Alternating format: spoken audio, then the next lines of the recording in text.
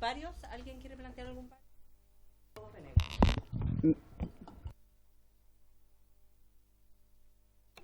Estimados colegas, y también a la Secretaría, yo creo que hay que evaluar definitivamente la citación a estas sesiones especiales. Acabamos de pasar un relativo bochorno, porque la sala, nuestra mesa, nos está pidiendo dar quórum, y al mismo tiempo ustedes nos citan en paralelo. Para dar quórum. No, porque hoy día incluso pidieron formalmente la unanimidad para suspender las comisiones. Entonces yo invito a que miremos, yo entiendo las urgencias, yo entiendo todo eso, pero finalmente nosotros terminamos pagando el costo de que ni hacemos bien aquí, ni hacemos bien, ¿no es cierto?, en la sala, y eso a mí, en el contexto actual, ¿no es cierto?, lo único que hace es deteriorar la imagen del trabajo parlamentario, y no estoy dispuesto a eso. Entonces revisemos eso, lo pido con humildad. Sí, se lo vamos a plantear a la presidenta, pero yo también le plantearía al Ejecutivo el tema de la urgencia, porque si un proyecto tiene suma urgencia, tiene determinados plazos, y si queremos tramitarlo dentro de esos plazos, hay que citar más allá de las horas que tenemos, porque hemos tenido mucha interrupción en el proceso también legislativo de las comisiones, ¿no? Entonces yo le plantearía también al Ejecutivo, ya que está don Raúl Figueroa hoy día acá, ¿no?, el subsecretario, futuro diputado, le pediría que por favor puedan evaluar el tema de la urgencia, conversarlo con la presidenta y ver si podemos llegar a un tiempo razonable, que no tenga urgencia, cosa que podamos efectivamente de todas maneras tramitar bien el proyecto, ¿no? ¿Nadie más? Ya. Entonces vamos a entrar en la orden del día, y esta sesión ha sido citada con el objeto de continuar con el trámite de audiencia para el estudio del proyecto de ley boletín 12.979 que moderniza y extiende la subvención escolar preferencial, ¿no? Para tales efectos invitamos hoy día al Colegio de Profesores de Chile, y viene el señor Guido Reyes, el profesor Guido Reyes, y lo acompaña el investigador del Departamento de Educación, Álvaro Mardones, que son los que van a intervenir por el Colegio de Profesores. También don Miguel Caro, también, sí. Y por la Asociación Chilena de Municipalidades, el alcalde de Pelarco y presidente de la Comisión de Educación, señor Bernardo Vázquez Bobadilla. ¿Sí está? Sí. Que también se rinde. Sí. Ríndete, Bobadilla. Y también tenemos a Raciel Medina, que es de la Asociación Chilena de Municipalidad, y también tenemos a la presidenta de la Asociación Municipalidades de Chile, la asesora jurídica, señora Graciela Correa Gregoire, que ya la hemos tenido acá en esta comisión. Así que le doy la palabra entonces a los que van a exponer, que puedan, don Guido Reyes, con Colegio de Profesores, el alcalde, los alcaldes, no, el alcalde nomás, sí, y los miembros de las respectivas asociaciones de municipalidades.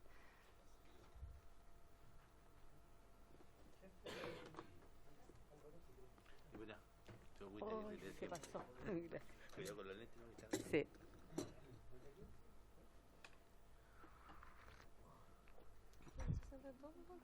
Se pueden sentar todos, ¿ah? Porque como ven tenemos...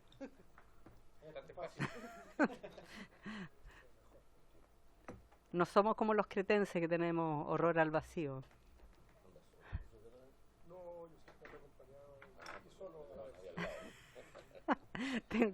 tengo un interno que me acompaña. Bueno, Guido, le doy la palabra.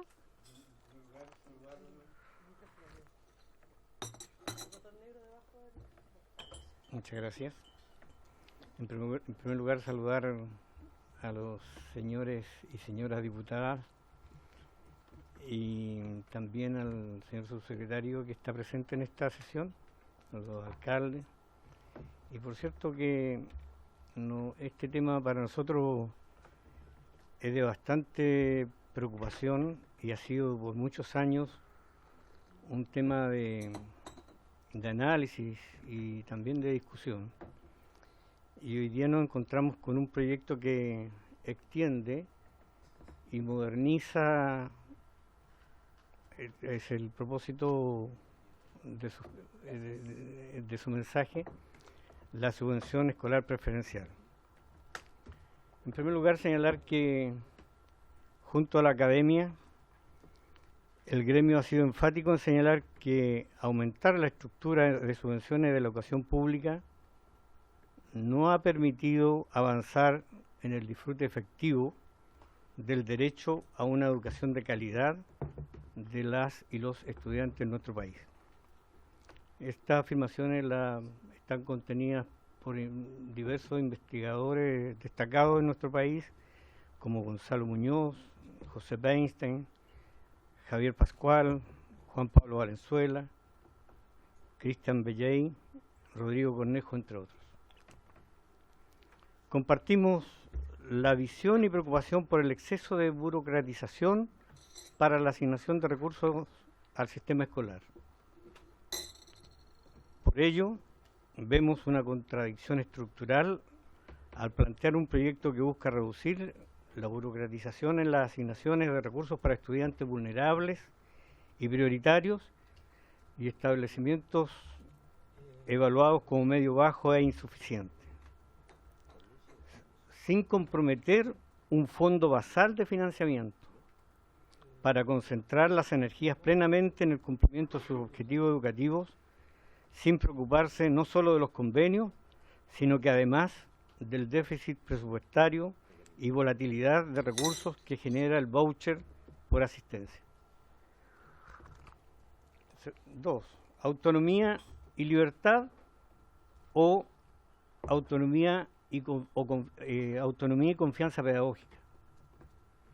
Una vez más, vemos cómo los proyectos denuncian el interés por los estudiantes, pero en sus efectos prácticos se concentran en modificaciones menores al sistema de administración y financiamiento sin criterio pedagógico, ni reconocimiento efectivo de la expertise en la evaluación y toma de decisiones de la propia comunidad escolar.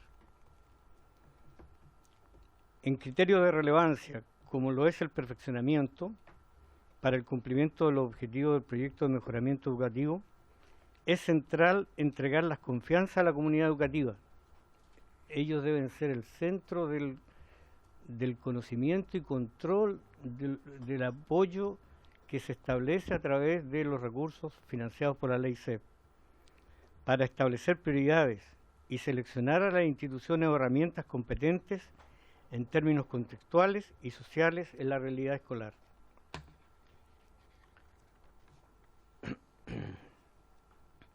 La tercerización en ATES,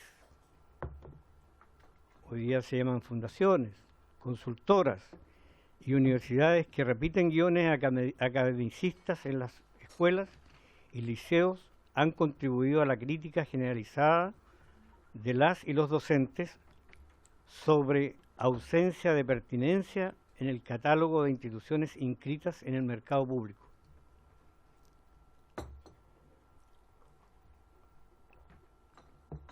El Colegio de Profesores ha denunciado hace años las estrategias de enriquecimiento personal y corrupción de los sostenedores a través de los fondos CEP. Una de las formuladas empleadas es la creación de la construcción de perfeccionamientos a medida, entre comillas, es decir, se inscribe en cursos tal y cual, lo solicitará el sostenedor para así seleccionar a la institución que cumpla fielmente con los requerimientos. Las denuncias por corrupción en esta materia han involucrado a funcionarios municipales, académicos, fundaciones, instituciones educativas, ATES, entre otros. Como gremio consideramos que este proyecto no asegura el correcto uso de los recursos en la comunidad educativa y principalmente los y las estudiantes. En los 6 artículos propuestos no existe un mecanismo fiscalizador del disfrute efectivo del derecho a la educación de calidad en todo el estudiantado y principalmente en los estudiantes prioritarios y vulnerables. Para ello, creemos importante tener en consideración lo siguiente. 1.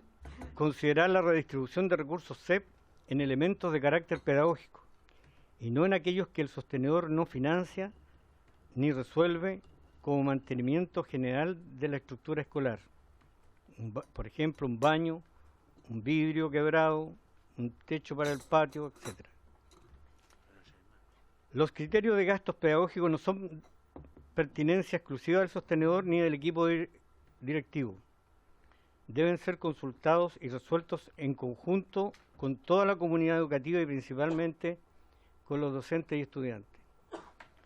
Antes de llegar conversaba con un colega inspector general de un colegio en Quilpué y le consultaba que me contara su experiencia con la ley CEP.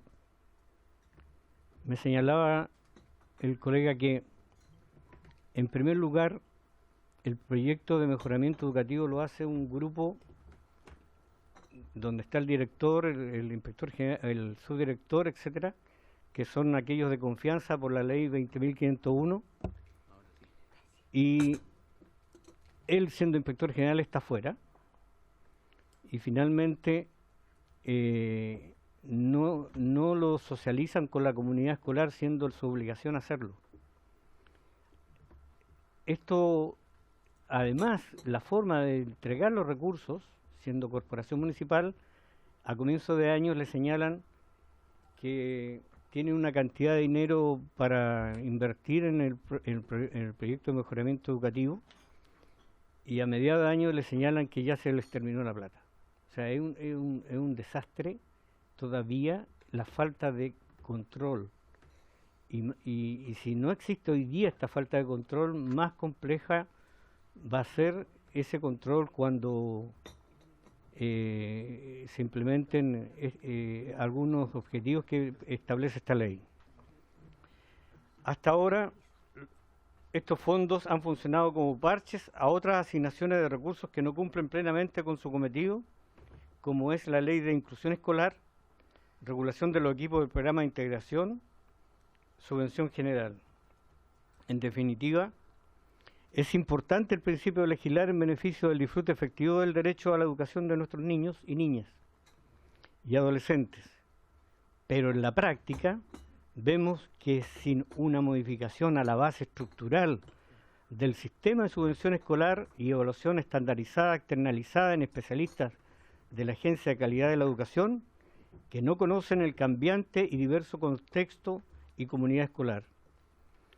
Continuaremos frente a un Estado que despilfarra recursos en la tercerización sin ver a los estudiantes y sus familias que exigen respeto, dignidad y disfrute del efectivo derecho humano y constitucional a una educación de calidad. Estimadas y estimados diputados,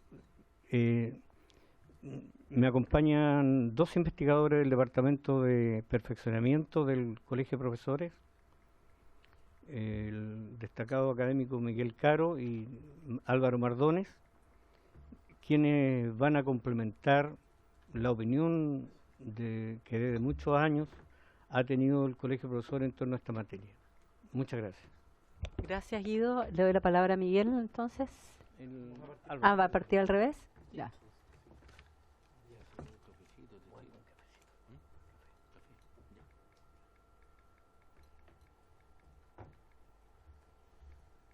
Bueno, buenas tardes. ¿Todos días? Micrófono negro. ¿Aló? Ya. Sí, sí. La presentación.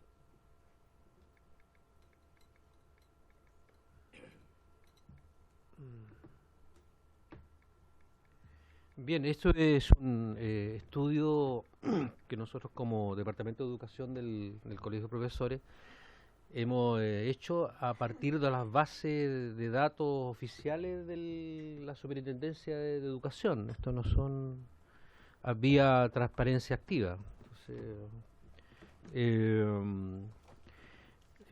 que una anécdota es más difícil ahora obtener la rendición de cuentas de las escuelas, que cada una de las escuelas, que hace 4 o 5 años atrás. Antes era muy fácil entrar al portal de la superintendencia y extraer las rendiciones de cuentas, pero ahora hay todo un proceso mucho más riguroso, quizá porque política, que uno tiene que hacerlo vía una petición formal. Eso restringe el poder de la ciudadanía en fiscalizar los recursos de la subvención escolar. Pero bien, yo me toca el tema de lo que son los datos más duros del tema de cómo se han usado los recursos CEP. Un resumen, el estudio es mucho más largo, si ustedes quieren después se lo envía las bases de datos y lo que hemos hecho. Entonces es una presentación un poco más pedagógica. ¿Ya? Entonces, en la rendición de cuentas de la subvención escolar al año 2016, que es el último dato que nos envió la superintendencia, sé que hay datos más actualizados del 2017, ya había un total de 390.000 millones de pesos que los diferentes sostenedores públicos o privados no ejecutaron. Esto es información oficial de ellos, no es un dato que nosotros hemos obtenido en forma o conclusión indirecta. Eso es lo que los sostenedores declaran que no ejecutaron, un total de 390.000 millones de pesos, una cifra bastante fuerte. El mes pasado, la presentación que hicieron los investigadores de la Universidad Católica de Santiago informaron en esta misma convención que eran ya 450.000 millones de pesos no ejecutados, que se supone que están en los saldos de las cuentas corrientes de los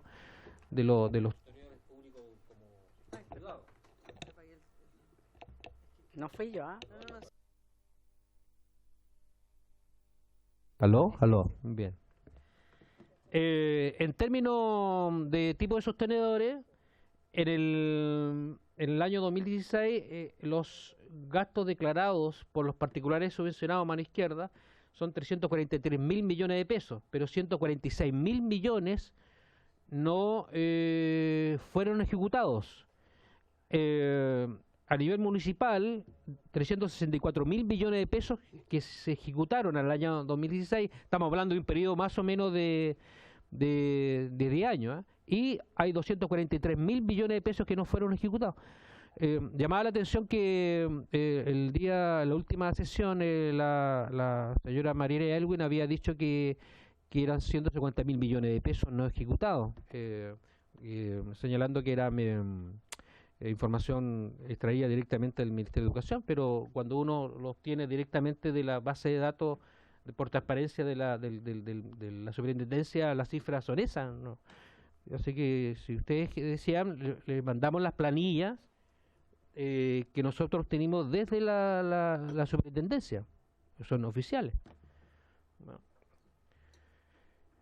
En términos de gastos, porque aquí justamente el tema de la subvención escolar, esta flexibilidad debería permitir mayor apoyo a los estudiantes, pero nos encontramos, por ejemplo, que solamente el 4% de los gastos CEP, los sostenedores declaran 4 o 5% que van en ayuda directa a los estudiantes.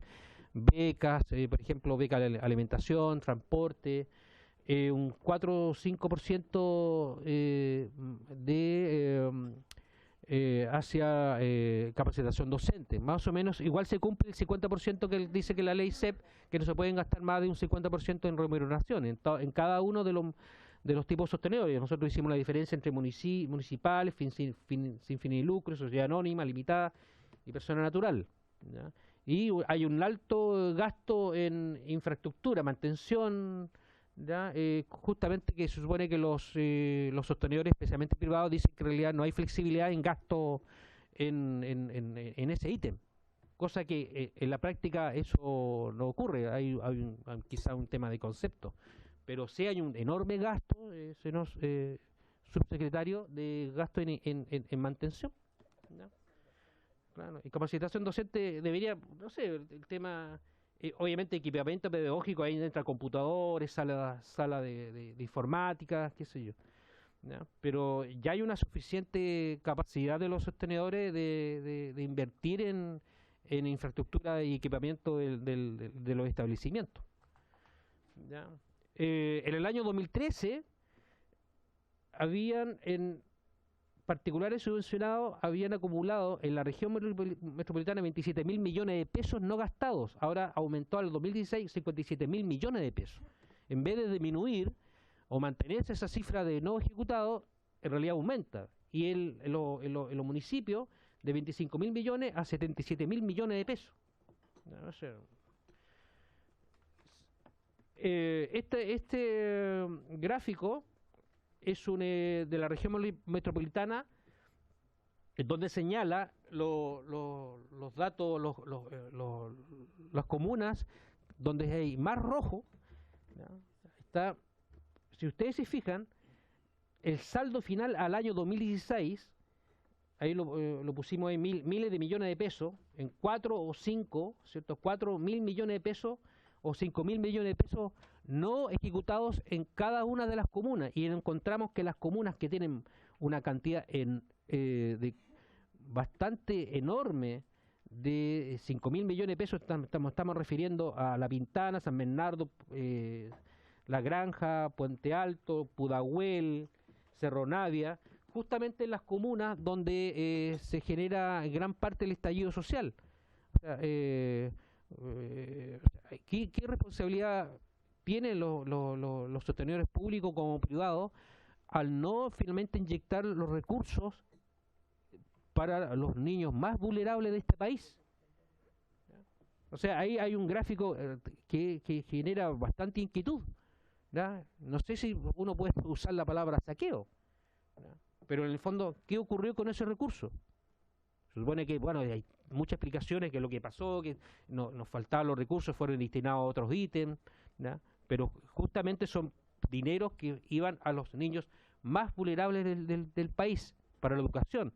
Y ahora nos estamos quejando, ¿cierto?, del estallido social. Ahora, esto es, en términos de porcentaje, tenemos aquí que los particulares subvencionados tienen un 30 o 40% más o menos de gastos no declarados, no ejecutados. Pero en el caso de los municipios, ahí ya está el descalabro, porque la mayoría de los municipios de la región metropolitana declaran no ejecutados más del 40 o 50% de los fondos que le fueron destinados en los últimos 10 años. O sea, una cantidad enorme de recursos que nunca fueron ocupados para la educación de los niños y niñas más vulnerables de este país. Hay una responsabilidad también del Estado y de los municipios de no utilizar esos recursos.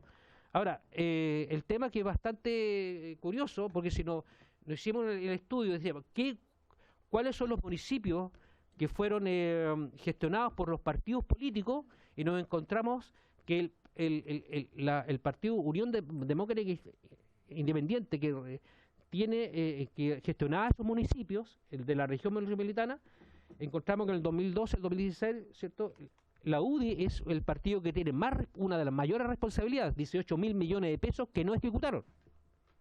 ¿Ya? Eso es el cruce entre lo que es el informe de la superintendencia y el CERVEL. Después, Renovación Nacional, con más de 16.000 millones de pesos. ¿Ya? El PPD, después más abajo, Partido Socialista, qué sé yo. Entonces, también hay una responsabilidad política con respecto al uso de los recursos. No será, uno puede suponer, que en el fondo son los partidos ciertamente de derecha que no saben ejecutar y no saben gestionar bien los recursos públicos. Esos son datos duros, señor subsecretario. ¿Ya? Claro, bueno, la Unión Demócrata Cristiana es un dato de como de 8 o 9 comunas que gestionan en ese periodo de tiempo, del 2012 al 2016. ¿Ya? O sea, tuvieron esos recursos y ¿en qué lo gastaron? ¿Ya? Entonces, es curioso el tema. ¿Ya? Es una responsabilidad y volvemos al tema del estallido social. Bueno, en el término, y ahí más o menos voy terminando mi parte. Bueno, ahí están los datos, si ustedes lo quieren tener, el nombre del alcalde, el partido, ¿cierto?, y la cantidad de recursos que ellos no ejecutaron. También, bueno, seguramente ustedes lo van a tener online esto.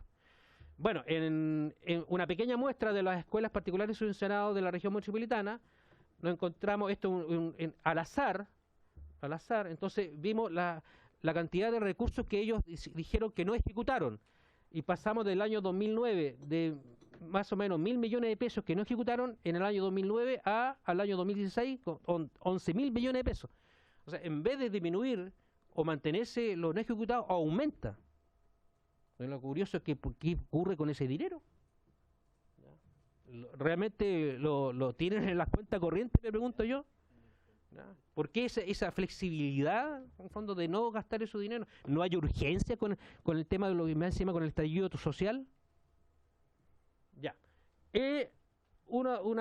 Lo curioso que estudiamos también los debates del mes pasado, y uno de los argumentos que dice el Ministerio de Educación es que no hay flexibilidad y por lo tanto se debería gastar las plata CEP justamente en arreglar las fotocopias que están echadas a perder. ¿Ya? Y curiosamente el diputado Beblolio dijo en realidad, bueno, pero esas platas pueden ser usadas desde las platas de la subvención. No existe posibilidad de usar esas platas de subvención para arreglar los computadores o impresoras echadas a perder. Finalmente encontramos que en esos mismos establecimientos, en el año 2013 tenían más o menos 1.000 y tantos millones de pesos no gastados en subvención general a 4.000 millones de pesos no ejecutados. O sea, el fenómeno pasa en la subvención especial preferencial, que es súper estricta en los gastos, dice el subsecretario, pero eso ocurre también con las platas de la subvención general, que no hay total flexibilidad. ¿Por qué no usan esa plata para los arreglos de los computadores y pintar los baños que dicen los sostenedores que no lo pueden ocupar con las platas CEP? Entonces, claro, ahí tenemos la comparación. Esos mismos colegios tienen 11.000 millones de pesos acumulados en CEP y 4.000 millones de pesos acumulados en subvención general. Bien.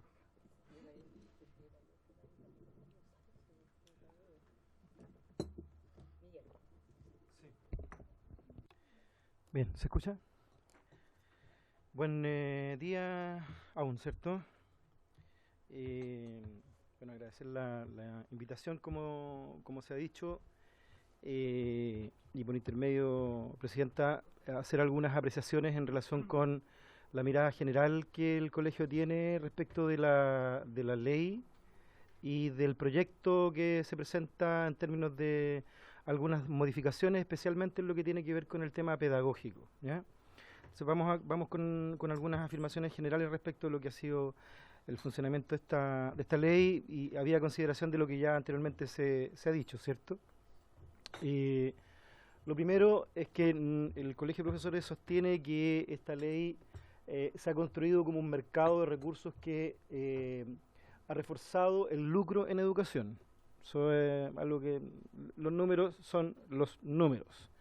Hemos visto casos concretos que son realmente impresionantes, como, por poner un ejemplo, un municipio que licita 100 millones de pesos para atender necesidades de las escuelas con cargo a la ley CEP, y después revisando las cuentas de manera indirecta con funcionarios o profesionales que trabajan para esas entidades llamadas ATE, hemos descubierto que de esos 100 millones de pesos ocupan 9 millones de pesos en total, entre digamos, pago de materiales, sueldos o ingresos, etcétera, etcétera.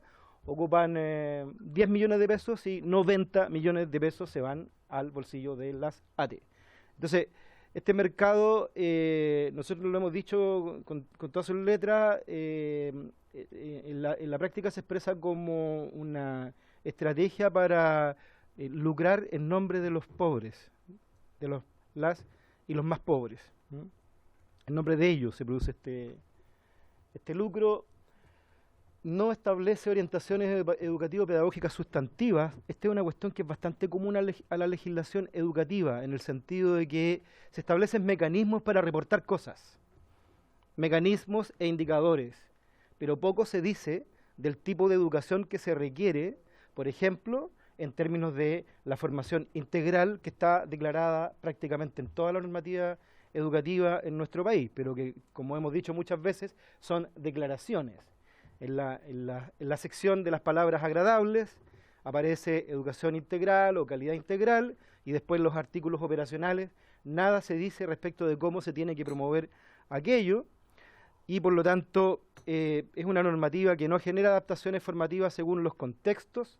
Se habla de población vulnerable, prioritaria, en fin. Siempre hemos dicho que esta no es población vulnerable, porque no tiene la condición natural de vulnerabilidad, sino que es población vulnerada en sus derechos. y no hay adaptaciones a las características de esos contextos, de esa población escolar. Este tipo de normativa lo que ha hecho en la práctica es reforzar la lógica de la evaluación estandarizada. Entonces, a pesar de que en la sección de las palabras más agradables aparece la idea de calidad integral, en los hechos se refuerza la idea de estandarización, reforzamiento para el cumplimiento de la prueba SIMSE, etcétera. La literatura ya lo establece, ahí citaba el dirigente Guido Reyes una serie de autores que han establecido que no ha impactado o no tiene impacto significativo en los resultados. O sea, si en la práctica eso es lo que se está haciendo, uno esperaría que tenga un impacto significativo. De hecho, uno de los estudios, el de Christian Belay, dice que en general los aumentos significativos en puntajes no se producen antes de 10 años y no impactan a más allá del 10% de las escuelas que trabajan para estos efectos. Los recursos se han usado con fines no contemplados en la ley, lo decía Álvaro, digamos al paso, y no hay sanciones ejemplares. Las platas de la ley CEP se han ocupado para todo tipo de cosas que están por fuera de lo que establece la normativa, y no solo no se ha sancionado y castigado de manera ejemplarizadora esto, sino que además se han aprobado perdonazos. Entonces, como que es un negocio mal usar estos recursos, porque finalmente está la sensación, es parte del clima de abusos que ha existido en nuestro país y que ha producido el malestar social que ya conocemos. Esta lógica de los perdonazos, hay un perdonazo, bueno, los informes de la Contraloría son bastante claros en términos del mal uso de estos recursos y cómo a través de mecanismos incluso legislativos se ha generado esta ausencia de sanción. El proyecto de ley no resuelve estos problemas, en nuestra opinión, y no refuerza la desregulación en el uso de los recursos. Perdón, y refuerza la desregulación en el uso de los recursos. Algunas cuestiones que son de carácter más específico que nos interesa resaltar y que tienen que ver con las problemáticas de este proyecto de ley. Por ejemplo, dice en el mensaje, para abrir mayores espacios a una educación de calidad, consideramos necesario que en el sistema escolar se defienda y promueva la autonomía y libertad de los establecimientos. Ya sabemos lo que pasa con sociedades que en beneficio de la libertad terminan poniendo en tela de juicio derechos esenciales de la población. Esta ideología de la libertad, porque es una ideología, finalmente permite la transgresión de derechos. Entonces dice la pluralidad del sistema escolar y la confianza de las capas intermedias en nuestra sociedad. En el fondo, nosotros sostenemos que en el marco de un modelo de mercado, porque tenemos un modelo que es de mercado, ¿cierto?, no es un modelo de garantía de derechos sociales, esto se presta para un mayor libertinaje de los sostenedores a partir de una menor fiscalización por parte de la Superintendencia de Educación o Contraloría. En definitiva, el proyecto lo que hace es disminuir los controles, porque una cosa es desburocratizar administrativamente el sistema y otra cosa es debilitar los controles públicos sobre el uso de los recursos. Nosotros estamos de acuerdo con que si una escuela tiene que presentar 3 o 4, 5, 6 informes acerca de lo mismo a distintas instituciones o entidades, eso no tiene ningún sentido y hay que desburocratizarlo. Pero otra cosa, insistimos, es el uso de los recursos. Luego dice, se están impulsando un conjunto de proyectos que permitirán que el Ministerio de Educación modernice ciertos procesos clave en su relación con las escuelas de nuestro país. Nosotros cuestionamos el concepto de modernización que ha estado detrás de una parte importante de las políticas públicas en nuestro país. Es una suerte como de eufemismo esta idea de modernizar, que finalmente es como agilizar para que al mismo tiempo se suelten o se debiliten estos controles que estamos señalando. Luego dice la página 10, el artículo 1 modifica la ley que establece el Sistema Nacional de Aseguramiento de la Calidad en los niveles que señala, dice, y en orden a reforzar el rol del plan de mejoramiento educativo en el contexto de este sistema. Se reemplaza el carácter administrativo propuesto que la ley entrega a este plan para otorgarle un carácter estrictamente pedagógico y estratégico. Nosotros ponemos en duda esta afirmación en términos del reforzamiento del carácter pedagógico. Decimos que el carácter educativo de la ley ha sido insuficiente, estamos de acuerdo en eso con lo que formula este proyecto, y además ha sido cercenado pero además ha sido cercenado por la lógica tecnocrática del uso de los recursos sin consulta a los docentes respecto a sus necesidades. Aquí hay un punto importante. Si ustedes se fijaron, el porcentaje giraba en torno al 3% de plata destinada a capacitación docente. Y una de las razones que tiene que ver con esto es que precisamente en los criterios para la toma de decisiones, vale decir, las reglas a través de las cuales se toman las decisiones sobre el uso de recursos, no está contemplada la participación democrática de las comunidades. Y esa cuestión a nosotros nos parece esencial. Voy a saltarme esta parte que ya es más específica y tiene que ver con lo anterior. Aquí hay un tema que a nosotros nos parece crucial, dice. Cabe hacer énfasis en que la eliminación de los convenios de igualdad de oportunidades y excelencia educativa, consecuencia de la universalidad que se le entrega a la subvención escolar preferencial y el nuevo carácter pedagógico que se busca otorgar a los planes de mejoramiento educativo, tienen como efecto lógico que estos dejan de estar regulados en la ley 20.248 y se incorporen de manera integral a la ley 20.529. Nosotros creemos que el término de la eliminación de los convenios de igualdad de oportunidad y excelencia educativa implica efectivamente disminuir la capacidad de regulación, la capacidad de control, la capacidad de petición de responsabilidades respecto de los compromisos que tienen que asumir los distintos niveles y en particular los establecimientos. Entonces, en general planteamos modificar todos aquellos artículos que debiliten el control del uso de recursos por parte de las entidades públicas. Nos parece que aquí hay un tema que es crucial y que en general planteamos modificaciones al respecto. Muy brevemente, algunas aseveraciones respecto de aspectos pedagógicos bastante puntuales que nos parece importante hacer notar. En el artículo 1 y número 2, al referirse a la población vulnerable, nosotros creemos que al usar ese concepto de población vulnerable, esta debe ser objeto de consideraciones de orden contextual que limiten los efectos de la estandarización en el ordenamiento de las escuelas que la atienden a una proporción significativa, que se limiten los efectos de la estandarización. Por ello se debiera ampliar el artículo 1 en su segundo numeral del modo siguiente. Agregar entre el primer y tercer párrafo un párrafo que señale que las escuelas que tengan una población vulnerable superior al 30% podrán enviar un informe con sus respectivos respaldos en que se señalen los casos de estudiantes con dificultades que puedan eventualmente afectar su rendimiento académico. Dicho informe debe contemplar las acciones específicas realizadas por el establecimiento. Esto es la idea de atenuar los efectos de la estandarización. Las dificultades pueden estar referidas a necesidades educativas especiales transitorias, que son estudiantes que rinden CIMSE, problemáticas de salud física o mental, condiciones de vulneración de derechos, abandono parental y otras situaciones que puedan afectar el normal desarrollo de la vida escolar de los estudiantes indicados. Dicho informe debe ser evaluado por la Agencia de Calidad y el Mineduc para efectuar correcciones de ponderación del puntaje obtenido por él o los cursos respectivos con el propósito de anular o disminuir la incidencia de un eventual bajo rendimiento de dichos estudiantes en el puntaje global del establecimiento y su respectiva consecuencia en su categorización. Lo que nosotros hemos dicho acá es que esta ley refuerza la lógica del CIMSE, de la estandarización y de la categorización de escuelas. Por lo tanto, esta ley debiera incluir, como se trata de población vulnerable o vulnerada socialmente, se trata entonces de introducir correcciones que disminuyan el efecto de la estandarización, porque eso es seguir perjudicando a las escuelas y niñas y niños con menos recursos. Entre paréntesis, la normativa chilena, incluyendo la ley de inclusión, establece adecuaciones, por ejemplo, curriculares, para necesidades educativas especiales, pero no introduce adecuaciones curriculares para factores como los que acá están mencionados. Niñas y niños con problemas de salud mental, por ejemplo. El índice de suicidio ya sabemos que es altísimo en nuestro país. Niñas y niños con vulneración de derechos, que viven en ambientes de violencia, y eso termina afectando, y el sistema de estandarización los toma, les pone una etiqueta, les dice que son malos estudiantes, ¿cierto? Y finalmente termina siendo castigado el establecimiento.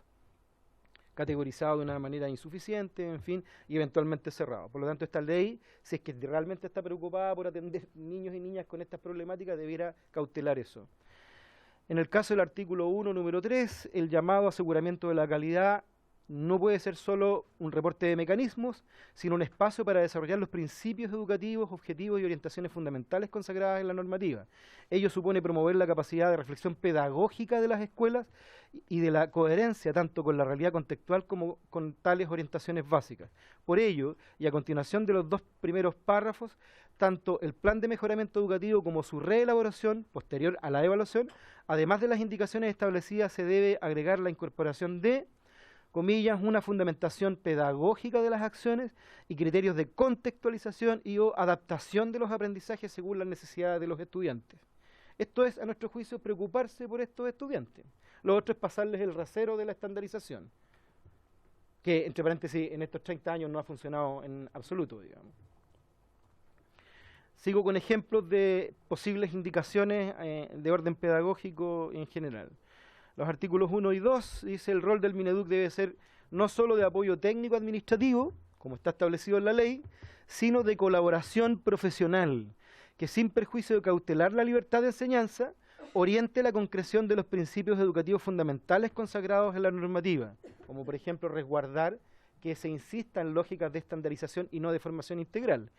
En ese sentido, artículo 1, número 4, por lo anterior dice el apoyo no puede ser solo la entrega de un formato, porque a eso se limita a entregar formatos, por lo que después del primer párrafo se debiera incluir, comillas, la entrega de orientaciones y fundamentos sobre el tipo de acciones a incluir en los planes de mejoramiento y que garanticen la formación integral y contextualizada.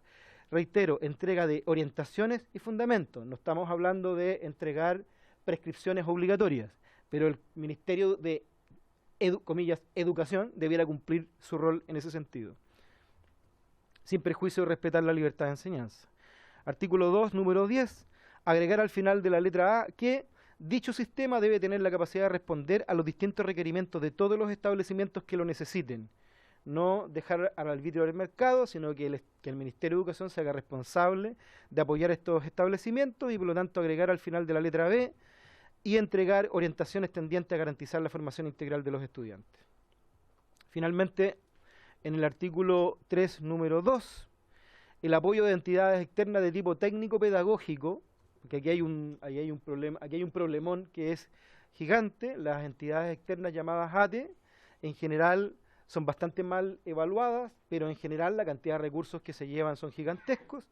Entonces, el apoyo de entidades externas de tipo técnico-pedagógico debe responder a los objetivos del sistema y, por tanto, las exigencias deben ser muy altas, tanto respecto de los requisitos de ingreso al registro público, porque deben estar en el registro público, como respecto de su evaluación. Sobre requisitos para integrar el registro público de entidades pedagógicas y técnicas de apoyo, la letra C, descripción de las metodologías, instrumentos de trabajo y evaluación y monitoreo utilizados por la entidad o persona. Agregar a esta letra que dicha descripción debe ser coherente con la noción de formación integral establecida en la normativa educativa. Vale decir, todo el proyecto debiera estar teñido de algún modo por un enfoque de educación integral y contextualizada.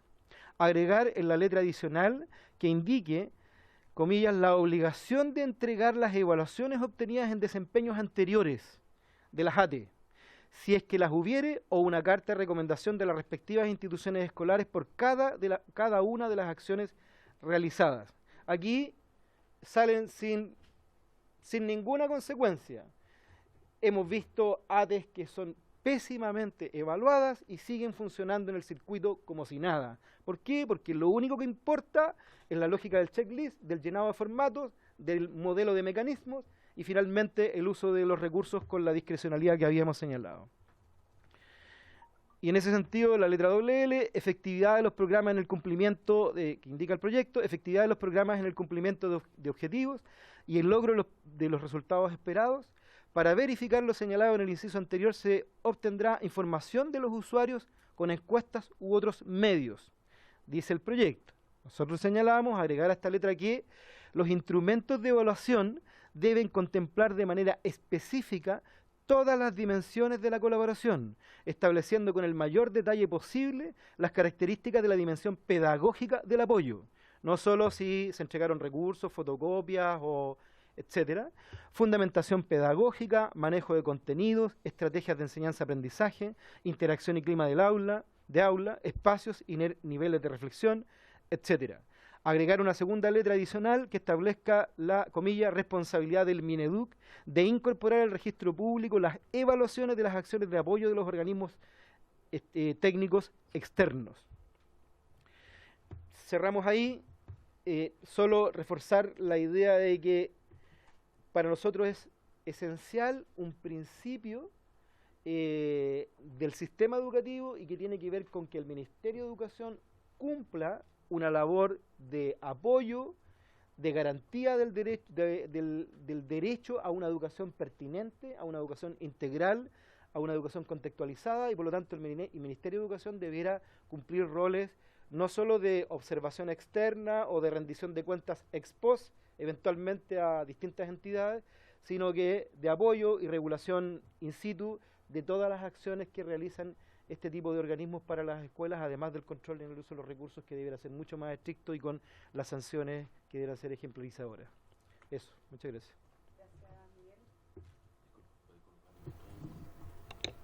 ¿Le doy la palabra al alcalde o a... Sí, al alcalde. No, pero para que no tenga que moverse. La presentación está ahí en el escritorio, por favor. Sí. Ahí, la segunda abajo. La del medio. Ahí a la derecha, en el escritorio a la derecha. Educación. Secretario, veo que la mano zurda suya no le funciona muy bien. No, estoy tan contento. Sí, pero es que tengo igual. ¿Cuál es? Esa. Gracias.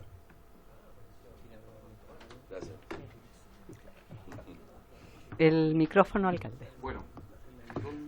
Ahí. Está prendido. Bueno, muy buenos días, presidenta, diputados, subsecretario. La verdad es que tuvimos hace un par de meses atrás, en conjunto con el subsecretario y diferentes alcaldes, viendo este proyecto de ley. Para nosotros como sostenedores, la verdad es que es un tremendo avance y ayuda en poder flexibilizar el tema de la subvención escolar preferencial. Uno de los grandes problemas justamente que nosotros tenemos como sostenedores pasa por la rendición, por el exceso de restricciones que tenemos en la operación de los recursos.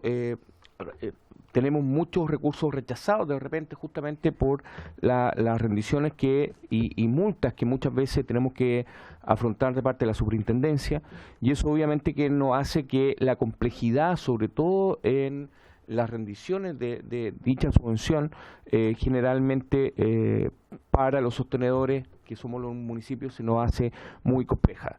La verdad es que cuando veía al Colegio de Profesores con el tema de la región metropolitana, mucho de eso pueden tener razón, pero quiero comentarles que somos 345 municipios y gran parte de los municipios somos comunas de menos de 50.000 habitantes, y eso significa que como sostenedores, obviamente que la cantidad de profesionales que tenemos en los DAEN muchas veces se los limita mucho en el tema de las rendiciones y en el trabajo propio que significa para este tema. Dentro de esta discusión que nosotros tuvimos con la subsecretaría, con el subsecretario,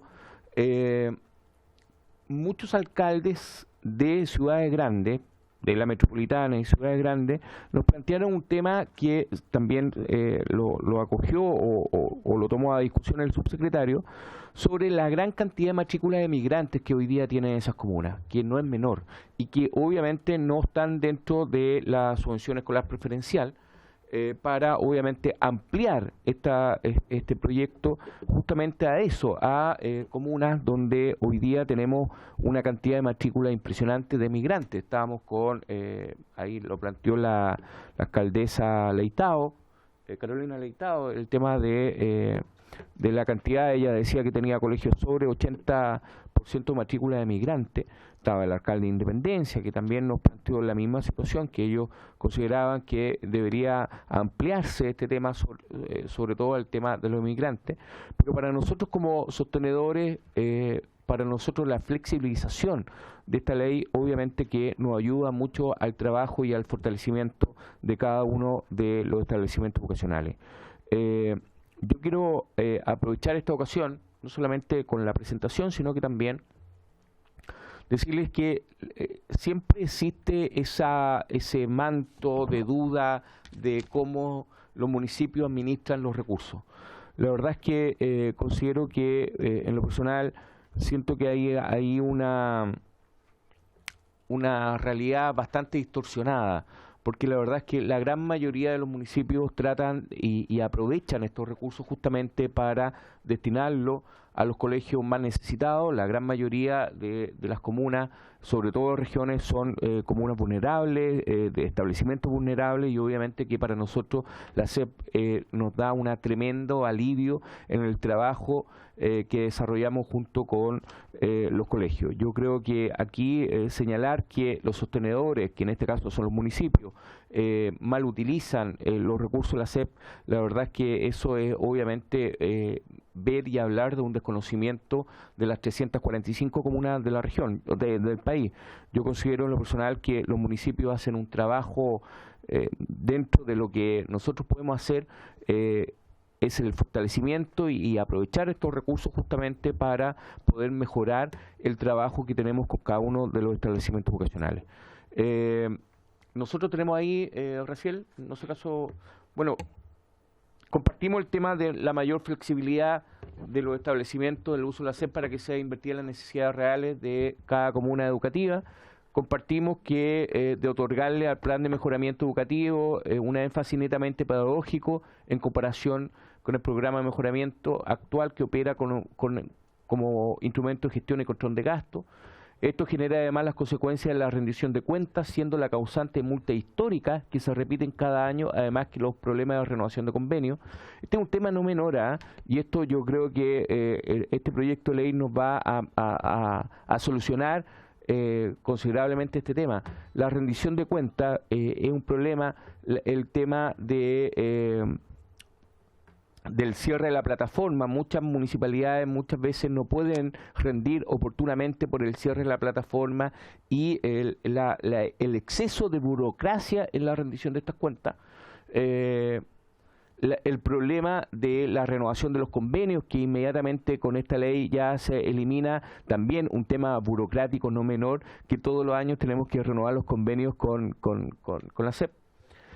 Apoyamos de igual manera la propuesta de la eliminación de los convenios de igualdad de oportunidades, herramienta restrictiva cuya renovación ha traído permanentemente consecuencias negativas en muchos establecimientos, dándole a esta subvención matices de disparidad.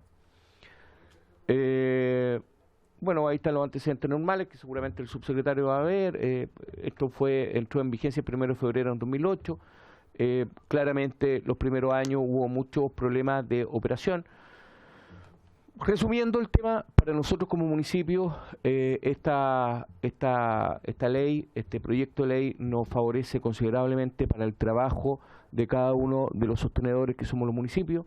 Nos va a ayudar justamente a destrabar y desburocratizar un poco la situación que hoy día estamos viviendo. Gran parte del gasto pasa por muchas veces que los municipios no tienen la capacidad de rendir oportunamente estos gastos, básicamente porque el sistema es bastante complejo.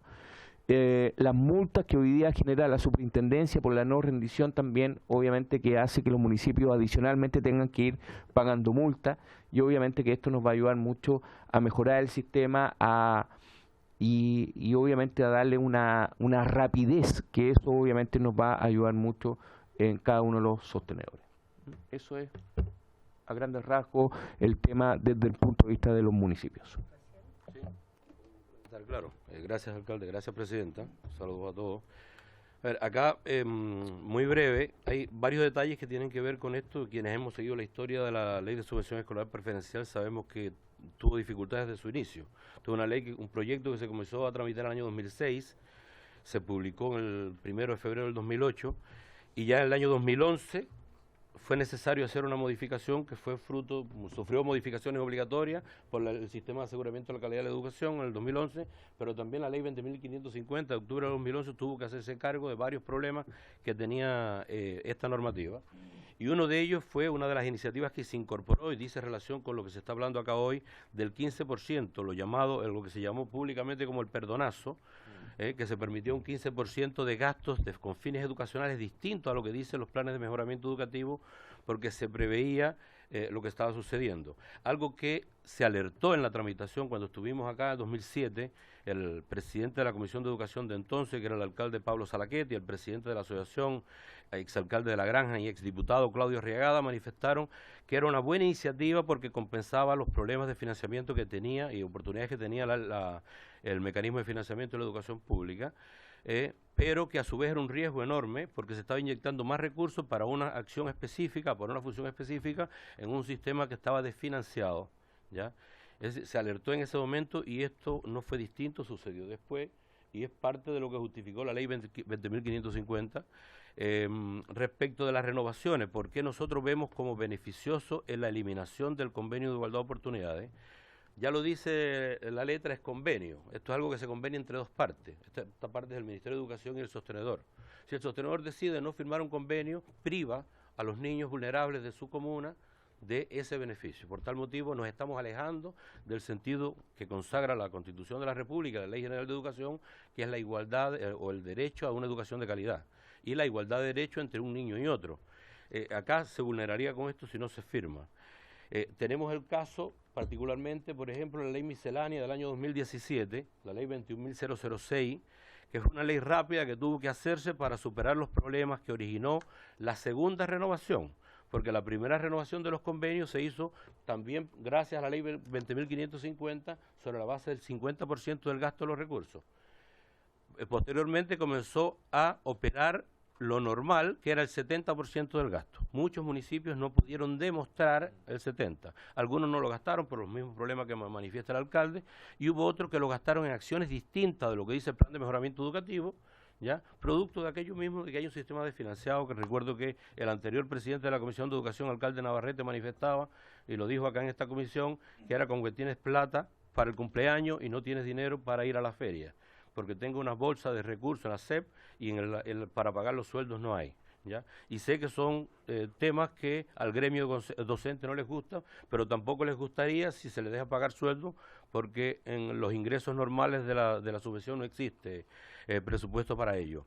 Esta ley permitió la renovación de los convenios SEP de más de 500 escuelas públicas. Hubo otras privadas, nosotros nos preocupamos por las públicas, más de 500 escuelas, que eran 539 en su primer momento, que lograron renovar convenios gracias a esta ley, pero también con el manto de desigualdad, porque pudieron renovar y reciben hoy día subvención solo por el porcentaje que fueron capaces de demostrar. Traigo un ejemplo acá concreto, que es una escuela, bueno, tengo la venia del alcalde para manifestarlo, es la comuna de Paredones. La comuna de Paredones, para quien no lo sabe, está en la sexta región costa, en el secano costero. Es una comuna pequeña, sumamente rural, tiene 14 escuelas.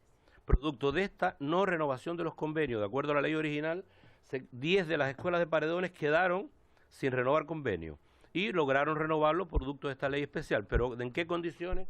En las condiciones que vemos acá, y tenemos un gráfico para verlo. Escuela Villa San Pedro recibe solo el 40% de la subvención. Es decir, un niño de cualquier escuela que renovó convenio recibe 50.000 pesos SEP hoy día. Esta recibe solo 20.000 pesos. Eso lo pongo en cuestión si no es atentatorio con el derecho de igualdad ante la ley que debe tener un niño, ¿ya? Esto pasa, insisto, son más de 500 escuelas en el país, afectó en su primer momento a 180 municipios, ¿ya? Pero es algo que está incorporado acá. Este proyecto de ley evita que a futuro se siga sucediendo esto. Lo que no, y que me corrige el subsecretario si no es así, lo que no corrige es las escuelas que ya están en esta condición, que a futuro seguirían recibiendo estos porcentajes de recursos SEP. Por tal motivo nosotros lo ponemos a la mesa. Yo creo que es un tema que podríamos aprovechar esta oportunidad para corregirlo. Hay otros problemas que ya el alcalde los mencionaba, que tienen que ver con esta libertad de firmar un convenio entre el sostenedor decide si yo firmo o no, estoy afectando el derecho del niño de recibir la subvención. Y hay dos temas que tienen que ver con los alumnos migrantes, que ya lo mencionaba el alcalde, por un tema de coyuntura que no reciben la SEP. El alcalde de San Miguel, el alcalde de Sangüesa mencionaba que en su comuna la mitad de la matrícula es migrante. Sin embargo, solo recibe subvención SEP por la mitad de los niños que tiene su comuna en condición de vulnerabilidad, ya sean prioritarios o preferentes, ¿ya? Y otra cosa que nos llamó la atención, que los alcaldes han manifestado que tampoco este proyecto corrige, dice relación con la temporalidad en la que yo te categorizo como niño prioritario preferente, que esto es anual. Incluso tiene que haber un decreto y publicarse en el diario oficial quiénes pierden la condición o no. Y nosotros planteamos que la situación de vulnerabilidad no cambia tanto de un año a otro. Que esto perfectamente podría tener cada 3 años o algo así que se revise esto, porque se ha dado caso en escuelas donde un niño que ya estaba se ratifica como niño prioritario, el hermano entra, que está en las mismas condiciones sociales, y el hermano entra y no es prioritario. Entonces, si esto se hace de una manera distinta, yo creo que podría corregirse. Y con la venia de la presidenta y del alcalde, por favor, quería referirme muy brevemente a la presentación que hacían los colegas del gremio docente, sobre todo con lo de la región metropolitana, y lo hago porque en definitiva la asociación que nosotros representamos es una asociación plural, que está de un lado al otro representada por todos los alcaldes, de todos los colores políticos, porque acá se mencionaban alcaldes y hablaba un sesgo de político. Y solo contando por encima, di con 12 comunas de la región metropolitana que tienen alcaldes de la UDI. Y de esas 12 comunas, 2 de las comunas más grandes del país, que son Maipú y La Florida. Por tal motivo, si en términos de cifras, es obvio que el número más grande se la va a llevar, si lo voy a dividir por partido, se lo va a llevar el partido, en definitiva.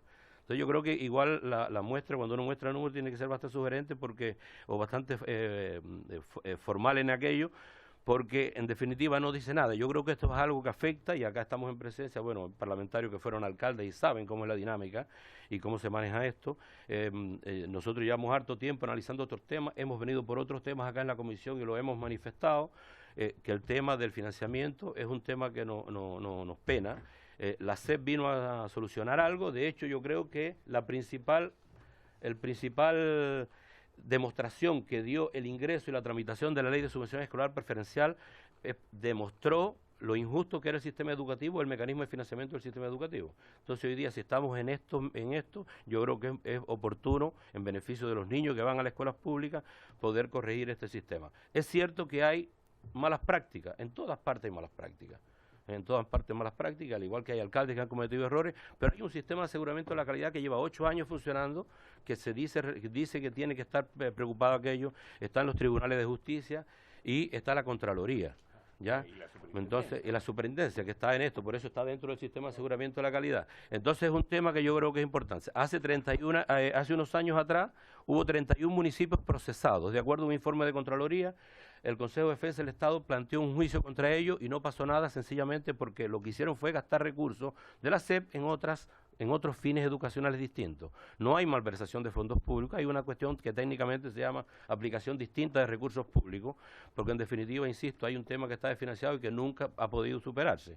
Y eso no solo hablo del financiamiento, que hemos discutido en el seno de esta comisión, tuvo que ver por la cantidad de demandas, primero el año 2009 por el bono SAE, después más recientemente por la bonificación proporcional, también de la cual forma parte, son protagonistas del gremio, porque no obstante, conociendo la opinión de la Contraloría al respecto, más allá de que uno no le quiere quitar el derecho de reclamar sus obligaciones o sus derechos, valga la redundancia, instaron a los docentes a que demandaran a su empleador, sabiendo las condiciones económicas. Entonces, si yo soy una comuna chica, y lo pongo, por ejemplo, en el caso de Longaví, que es vecina del alcalde allá en la 7ª región, producto de una de estas demandas, hasta el alcalde tuvo que renunciar, ya porque no tenía cómo responder a aquello. Eso, Presidenta, muchas gracias. Y le doy la palabra finalmente a Graciela.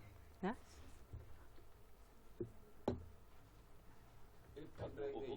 Este es el pendrive. No, pero la presentación está ahí. ¿Sí? ¿Me puede activar la presentación? O sea, además de su secretario, tiene múltiples funciones. No.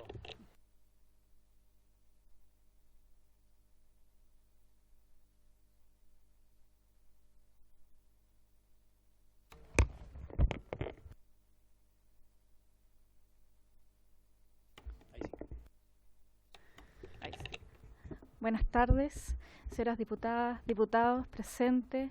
Gracias, Presidenta, por el tiempo entregado para esta sesión. Saludar al mismo tiempo al subsecretario de Educación, quien amablemente también nos ha ayudado con la presentación, a los miembros del Colegio de Profesores y de la Asociación Chilena de Municipalidades, especialmente al alcalde aquí presente. Estamos en un proyecto de ley bastante particular y que da muestras de que realmente estamos avanzando en materia de educación, y es por ello que el presidente de AMUT, don José Miguel Arellano Merino, me ha permitido estar aquí en representación de la Asociación de Municipalidades de Chile, AMUT, del mismo modo de su director ejecutivo, Andrés Chacón Romero. Para comenzar, quisiera hacer una visión retrospectiva de todo lo que ha ocurrido hasta esta fecha respecto a la implementación de la ley, una ley que vino en innovar, en modernizar un sistema que estaba desgastado hasta el año 2008 y que, si bien ha progresado, ha avanzado en su ejecución, en su implementación, no ha estado resto también de algunas dificultades propias del sistema y que muchas veces también han desatendido el objetivo de la ley sobre subvención escolar preferencial. Un factor importantísimo y que no podemos dejar de siempre mirar como municipales que somos y representamos en esta mesa es la visión territorial. Nosotros como municipalidad representamos en definitiva, las 345 municipalidades en esta mesa, con una visión de siempre estar haciendo lo mejor, siempre estar disponiendo a entregar el 100% para nuestros habitantes, los vecinos, a quienes los alcaldes y alcaldesas representan. En ese sentido también, bajo esa visión territorial, la educación siempre se ha colocado en el foco desde una visión de variables socioterritoriales. Y esto hay que dejarlo muy claro, porque cuando uno ve cifras y ve factores respecto a cómo evaluar o cómo se percibe la educación, es necesario siempre tener una visión territorial de cómo se está ejecutando. Y eso también nos da muestra y nos da factores de guía respecto a cómo está avanzando, en algunos casos, la pobreza, los factores de ruralidad, la distancia en las capitalidades regionales, la densidad poblacional. Todo eso suma para efectos de visualizar hacia dónde vamos y cómo tendemos a extender y mejorar esta subvención, tal como ya lo ha presentado el subsecretario en una primera sesión este proyecto de ley. Enseguida, relacionar también que muchas veces el problema de una mala educación, y pongo entre comillas porque no es categórico, sino más bien se puede ir mejorando, tendiendo el tiempo, tiene que ver mucho con las inequidades territoriales. Ya a su turno, por lo que se ha podido vislumbrar, las comunas de peores resultados son a su vez las comunas más pobres. Entonces ahí tenemos una tendencia inequívoca de que probablemente lo que estamos desatendiendo hasta hoy es precisamente atender al financiamiento de esas comunas más pobres que tienen mayor cantidad de niños y niñas vulnerados o en estado de vulnerabilidad. Enseguida, también, a contrario censo, los mejores resultados en la calidad se concentran en las comunas donde más participación de la educación privada y particular subvencionada existe, donde hay más población urbana, más ingresos de sus habitantes y están más cerca de las capitales regionales. Por tanto, creemos que es importantísimo poner el primer punto central en esta discusión en vista del mejoramiento de extensión de la subvención en el rol territorial que hoy en día están viendo las municipalidades, sus alcaldes, sus alcaldesas, y que del mismo modo han podido ver cómo esta situación no les ha permitido avanzar, dado que también dentro de este diagnóstico general que nosotros hemos detectado desde la Asociación de Municipalidades de Chile existió, digámoslo, falta información precisa, incluso contradictoria entre diversas fuentes de información. En el primer año de la SEP existió gran confusión respecto a cómo se podía dar ejecución a esos recursos, y eso se ha venido también dando a lo largo del tiempo. Ha sido un tema no superado, podríamos decir, en el tiempo. La tardanza en la entrega de los dineros, la falta de entendimiento entre el nivel del sostenedor y la escuela, y tantos otros como problemas en los servicios online para descargar también las rendiciones, también se ha visto como problemas que han tenido que precisamente ver en el territorio este posibles dificultades que han existido respecto a su ejecución. Otro tema importante que ya se ha tratado en esta mesa en una sesión anterior, pero sin embargo es recomendable también tenerlo presente en esta visión retrospectiva de cómo se ha estado ejecutando la ley CEP a lo largo del tiempo, es precisamente respecto a la gestión y uso de los recursos. Particularmente en el primer boletín sobre subvención escolar preferencial del Centro de Políticas Públicas de la Universidad Católica, de los estudios más recientes que hemos podido revisar hasta la fecha, precisamente se indicaba ahí la poca capacidad de gasto y gestión de estos recursos. ¿Y qué ha pasado con ello también? Se entiende que hay mayor ejecución de los recursos cuando han habido cambios normativos en forma favorable. De ahí también otro punto que anotamos respecto a cómo se visualiza este proyecto de ley en su implementación futura. Y básicamente, y como también punto para cerrar esta mención, se tiende en este estudio a analizar que el peor desempeño académico tiene una relación casi exacta con el menor nivel de ejecución del beneficio. Estos son antecedentes analizados recientemente por este centro de estudio y que se suman a su turno a criterios objetivos y que ya han sido consolidados también por la Contraloría General de la República en su informe consolidado 504 del año 2018 respecto al uso de recursos CEP y que en este caso ya han sido objetados en las auditorías y en las visitas que se han realizado. Podemos ver que básicamente las principales observaciones, y aquí diputadas y diputados, ustedes tienen una visión general de los principales puntos de este informe en sus presentaciones, se deben principalmente a adquisición y bienes, servicios no relacionados a la CEP, financiamiento de actividades para la comunidad no enmarcadas en el PME, pago de asignaciones bonos no contemplados en la CEP, es decir, este sinnúmero de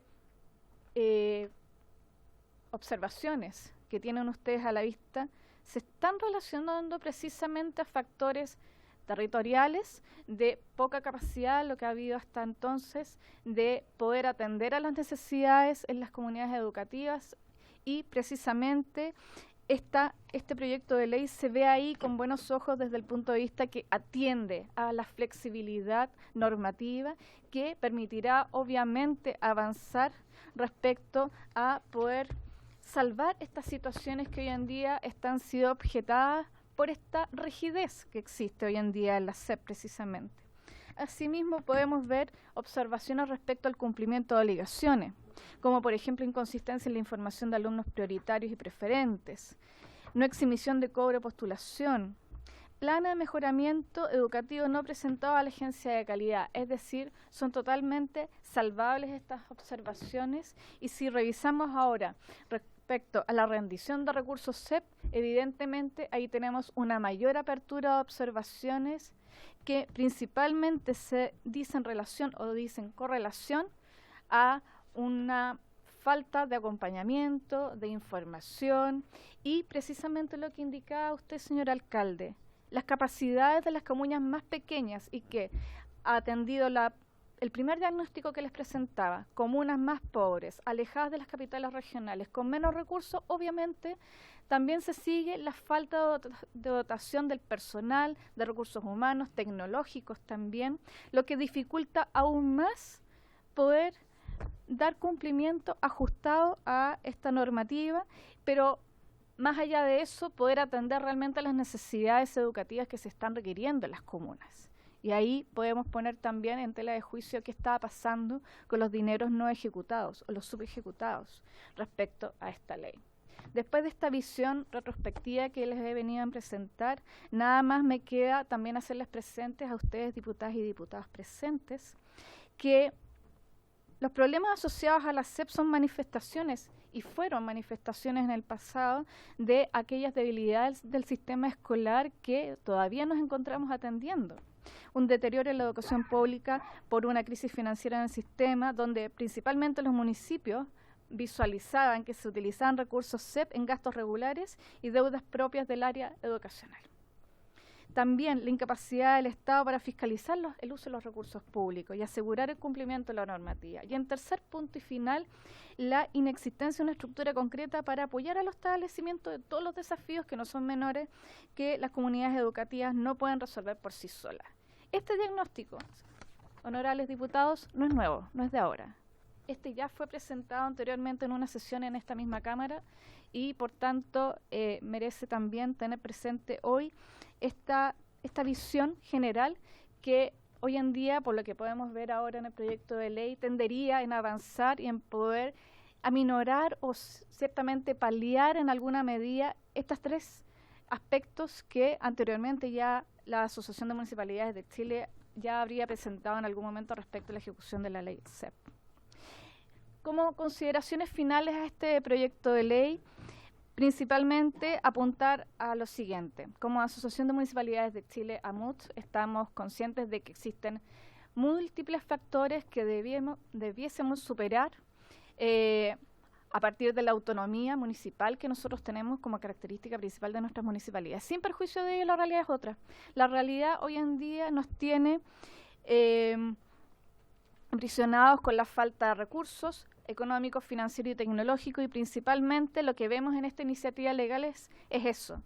Esta iniciativa, a nuestra mirada, apunta en atender a aquellas debilidades diagnosticadas y que les he venido a presentar hoy día, que le restaron principalmente la eficiencia al sistema escolar en el otorgamiento de menos flexibilidad. Hoy en día lo que tenemos a la vista y lo que celebramos a su turno es que existe una mayor flexibilidad normativa para cumplir el objetivo y finalmente los efectos esperados. Tender a la modernización no es tan solo incorporar más pantallas de computador a un colegio, sino también tener una visión de innovación, de articular también cambios y liderar estos cambios en el sistema escolar, atendiendo un sentido también de eficiencia, de obtener el objetivo que finalmente está visualizado en la ley CEP y que a partir de la mayor flexibilidad en la normativa lo podríamos llegar a lograr. El perfeccionamiento de la capacidad de fiscalización y el buen uso de los recursos también lo visualizamos con un aspecto positivo en este proyecto de ley, otorgando bases sólidas para los fiscalizadores y que indiscutiblemente limitará la incertidumbre y facilitará toda la labor de todos. Y respecto a la extensión de la cobertura, claramente esta se entiende como una medida real y concreta, precisamente para resolver los nudos críticos que hoy en día presenta el sistema y las comunidades educativas, y dentro de ellas, evidentemente, la eliminación de la voluntariedad de la subvención, sin perjuicio que también consideramos, como nuestros expositores anteriores, de que igualmente había algunos matices que revisar. Y en cuarto lugar, y para finalizar, señora presidenta, el ajuste normativo para situar el plan de mejoramiento educativo como un eje central de apoyo y orientación de las escuelas nos parece una estupenda idea en son de recuperar el carácter pedagógico en el sistema educativo, pero teniendo presente de que mediante ese instrumento lo que se está fortaleciendo es precisamente la planificación estratégica a partir de la cual los establecimientos podrán recoger todas aquellas dificultades, pero también establecer metas concretas con criterios y objetivos sustentados en precisamente las necesidades de cada comuna. Muchas gracias, señora presidenta. Diputados, diputadas. Muchas gracias. Aprovecho de saludarlos. Fueron justo 10 minutos. La sesión la tenemos citada hasta la 1:30, por lo tanto hay 1 hora para consultas y respuestas. Tengo anotada a la diputada Girardi y al diputado Venegas. Y al diputado Badía después. Gracias, presidente. Bueno, agradecer las exposiciones de las tres organizaciones. Yo tengo algunas preguntas que tienen que ver, por ejemplo, con...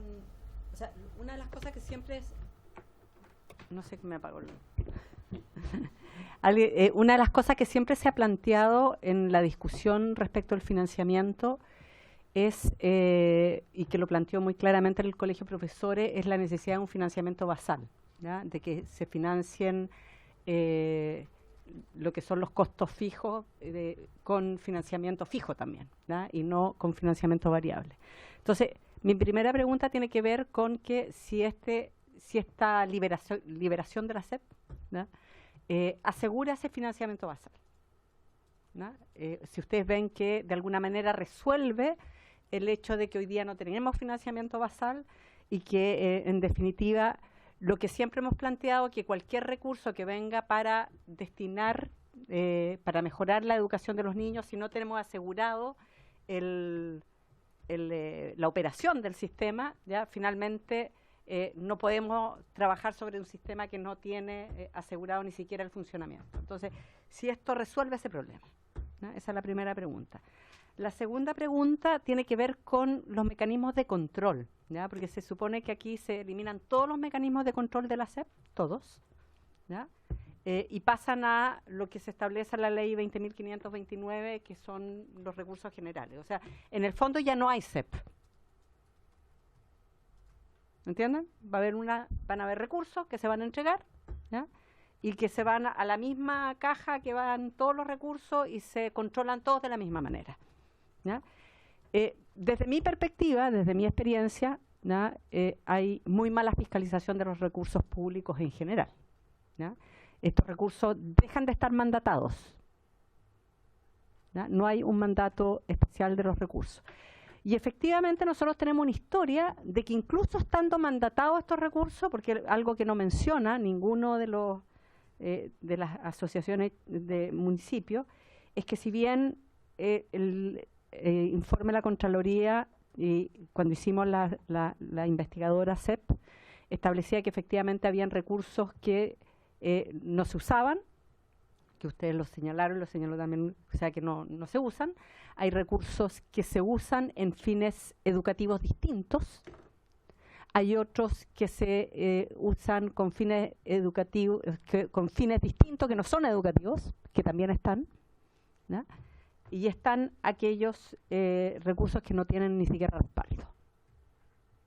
O sea, que nadie sabe en qué crespa se fueron los recursos. Y eso está en los informes de Contraloría, ¿no? Entonces, a mí me parece como grave que la Asociación Chilena de Municipalidades establezca que no queremos ningún tipo de control, porque en el fondo no hay mandato.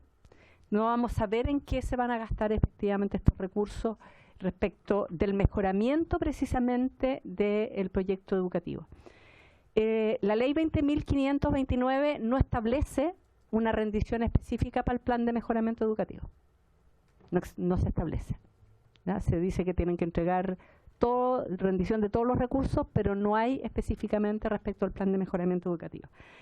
Y lo otro que me interesa y me den su opinión es respecto de que aquí en la ley CEP se establece la participación de la comunidad.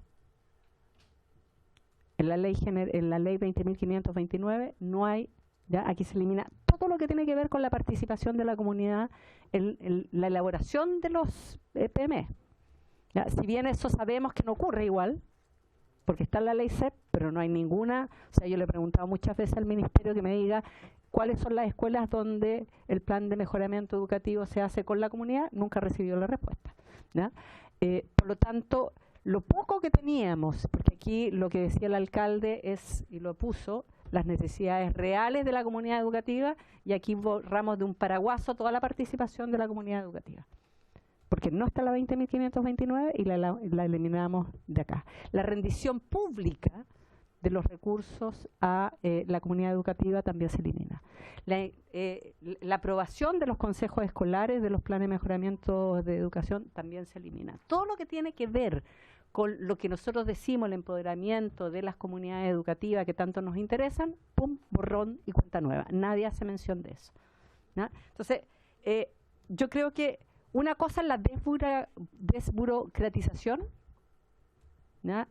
Y otro, el libertinaje del uso de los recursos, ¿no? Que a mí me preocupa, porque yo creo que el mejor control no es la superintendencia, es la comunidad educativa. Si hay real participación, ¿no? De la comunidad, la mejor fiscalizadora va a ser la comunidad educativa. Y acá la borramos completa, ¿no? Entonces, me gustaría que pudiéramos hacer esa distinción. ¿Cómo desde los municipios opinan ustedes que se puede hacer un mejor control y fiscalización de los recursos públicos en bien de mejoramiento de la educación? ¿No? Si no hay convenio, si no hay formas de fiscalizar propiamente tal el gasto que tiene el programa de mejoramiento educativo. Esas serían como las 3 áreas de preguntas que me gustaría plantear. Muchas gracias, Presidenta. Diputado Venegas. Gracias, Presidenta. Saludar a los representantes del Colegio de Profesores, de la Asociación de Municipios y el subsecretario. Yo no voy a entrar en los temas que hemos conversado hasta la saciedad, y creo que por un sentido de realismo, ¿para qué vamos a entrar a discutir otra vez sobre financiamiento basal si no están dadas las voluntades ni las condiciones políticas para eso? Entonces me gustaría centrarme en proposiciones muy concretas respecto de este proyecto de ley. ¿Por qué? Porque hablar de financiamiento basal implica una voluntad política, ¿no es cierto?, y un contexto que hoy día no está, pues, no es discusión. Y lo que queda de manifiesto cuando uno escucha al Colegio de Profesores es la tremenda diferencia que tenemos en cómo miramos las cosas. O sea, hay una mirada A y vienen las asociaciones, no me sorprende, con una mirada B. O sea, ¿qué significa? Que no hay consenso respecto de cómo miramos las bondades de este proyecto de ley. Porque la mirada la sientan en lo pedagógico, en lo educativo, y por acá, en el caso de las asociaciones, el uso de los recursos. Entonces, yo quiero mencionar eso porque el otro día cuando nos citaron de apuro a mirar este proyecto de ley, yo me fui con el proyecto, lo pedí de la carpeta y me fui a estudiar el proyecto que ustedes envían desde el Ejecutivo, los fundamentos y todo. Y la verdad es que hacía un primer golpe, uno dice, sí, pues, eureka, le dieron, parece que es necesario hacer esto. Máximo con toda la información que tenemos sobre el uso de la SEP, que tenemos cuestionamientos muy serios, yo en particular. Y aquí, como el ser humano no es un ser bendito, y hay de todo. Y después me hice el propósito y revisé el comparado. Hice un ejercicio corto, y para allá voy. Leyes que se modifican, la 20.529, sobre seguramente la calidad. La ley 20.248, sobre subvención escolar. Se modifican los artículos 4, 6, 14, 15, 16. Se derogan, colegas, escuchen bien, el 7, el 7 bis, el 8 bis, el 9, el 11, el 12, el 14 bis, el 17, los párrafos 2, 3 y 4 del título 1, el artículo 30 y el 31, y se reemplazan artículos 29 y 34.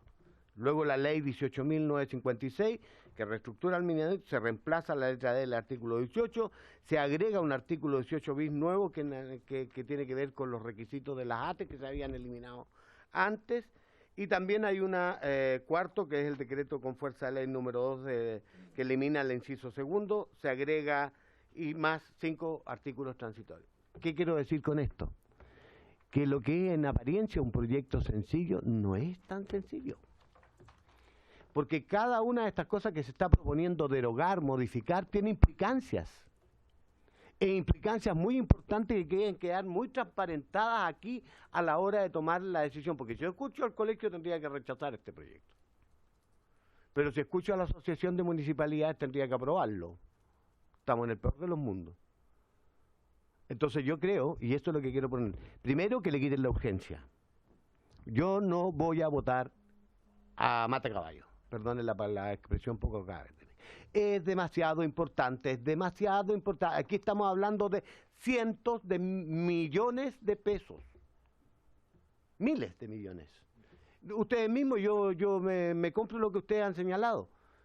Un estudio de la Universidad Católica nos dice que hay, ¿no es cierto?, más de 360 y algo mil millones sin rendir. O sea, no se sabe qué se hizo con ello. Y es plata pública.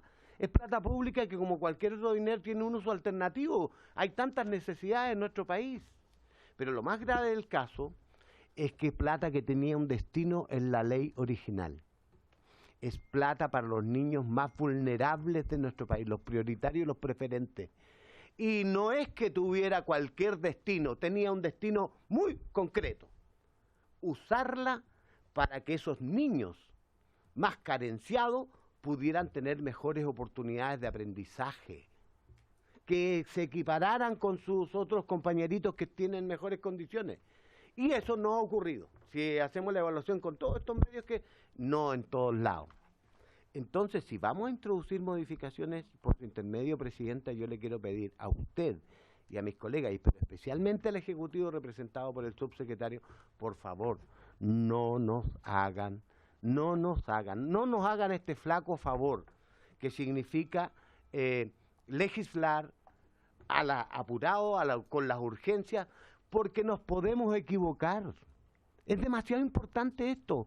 Es preferible tomarse un par de semanas o días, ¿no es cierto?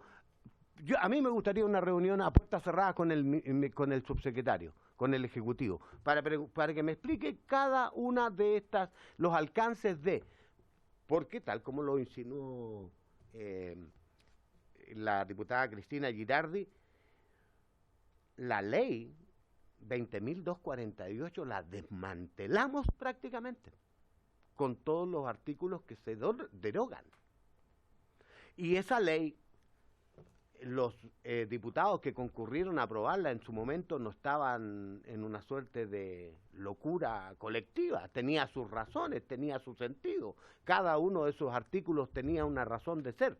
Es cierto que la realidad cambió, que hoy día ya no tenemos lucro, como alguien menciona, ¿no es cierto?, porque hicimos una ley que las corporaciones, es cierto que las ATES tienen otro tratamiento precisamente porque modificamos la ley, y debiera estar ocurriendo que ya el lucro en los términos indecentes que se daba en algún momento, ¿no es cierto?, ya no debiera estarse dando, pero si se sigue dando significa que está fallando la fiscalización, porque las herramientas están en la ley. Entonces, yo lo que quiero decir, concluyo con esto.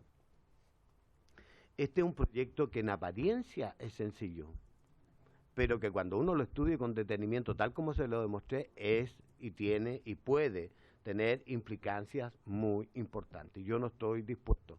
Es más, si me hacen votar, yo me voy a abstener sistemáticamente, independientemente del resultado, porque no están hasta que no tengamos, ¿no es cierto?, un profundo. Y créanme que he hecho el esfuerzo de estudiar el proyecto ya con detenimiento. Y tengo razonables dudas acerca de esto, y creo que llegado el minuto tenemos que tener la certeza de que estamos haciendo algo que es bueno para la educación, ¿ah?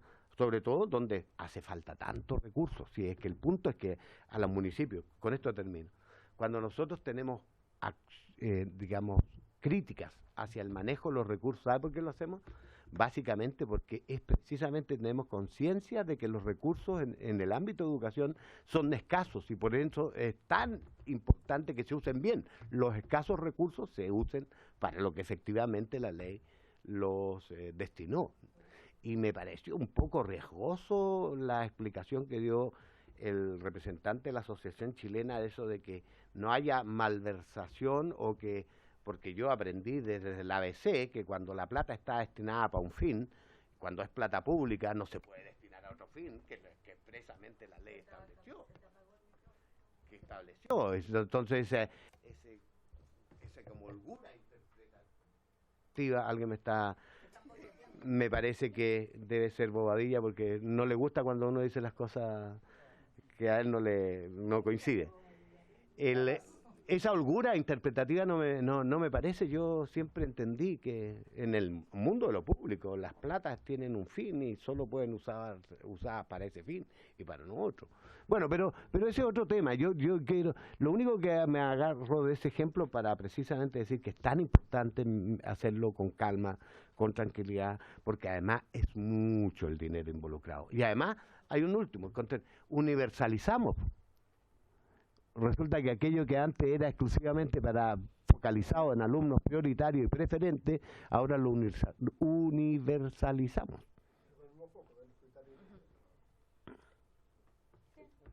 Pues que tenemos que conversar. Ya, diputado Bobadilla. Después viene el diputado Velázquez. No, mentira. Presidenta, la verdad es que yo no voy a hacer ninguna pregunta, más bien voy a hacer algunas reflexiones. Y la verdad es que yo la esperanza nunca la pierdo. Y yo la verdad es que tenía Y aunque son pocas las esperanzas, sigo teniendo muchas esperanzas en el diputado Venegas. ¿En qué sentido? Que no se deje capturar por un sector de la Cámara que lo único que está haciendo es dilatar soluciones que apuntan a resolver problemas urgentes en muchos sectores de nuestro país. Particularmente en relación a este proyecto, yo creo que todos los que formamos parte de esta comisión estamos conscientes de la falta de recursos. Y aquí este proyecto tiene como gran objetivo entregar estos recursos a los sectores más vulnerables de nuestro país.